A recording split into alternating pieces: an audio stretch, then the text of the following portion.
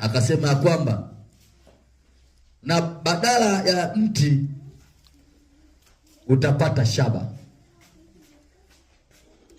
na badala ya mawe utapata chuma. Amekataa jiwe hapa. Unajua jiwe likikaa mpaka lihamishwe. Lisipohamishwa jiwe litakaa hapo hapo. Utakufa, kizazi kingine kitaanza, jiwe limekaa pale pale. Sasa wewe ukaondoke. Bwana asifiwe. Amen. Ukatembee, ukaongezeke. Ule uchumi mdogo ambao ulikuwa unaupata ukaongezeke. Jiwe hauwezi kwenda kupima kwenye mzani na ukapata hela. Lakini chuma utapima kwenye mzani utapata fedha. Uongo? Baada ya kupata jiwe ukapate chuma, upate fedha kwa jina la Yesu. Tena nitawafanya wasimamizi wako wawe amani, na kila jambo unalolifanya likawe jambo lenye amani.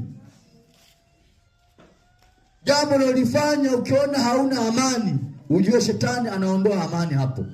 Kafanye jambo la mafanikio lenye amani.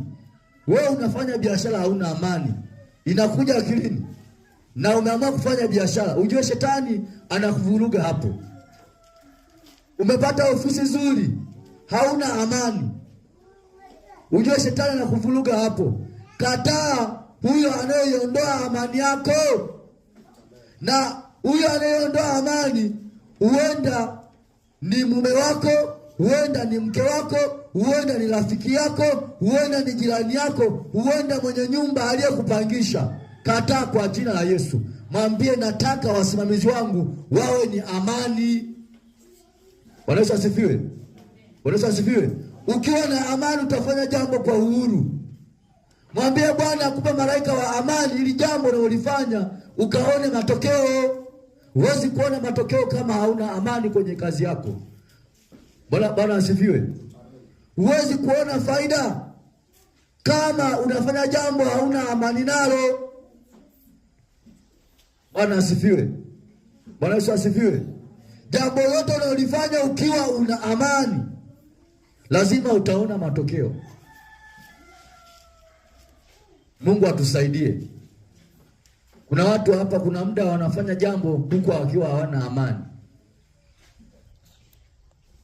Kuna watu wako kwenye ndoa au wanaingia kwenye ndoa huku hawana amani. Mwambie Bwana wa amani akupe amani kwenye ndoa yako.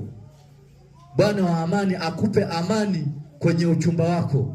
Bwana wa amani akupe amani kwenye kazi ya mikono yako. Unajua, ukiwa unafanya kazi hauna amani, kama unalima shambani, utakuta mbeo unakoendelea unajikata mguu.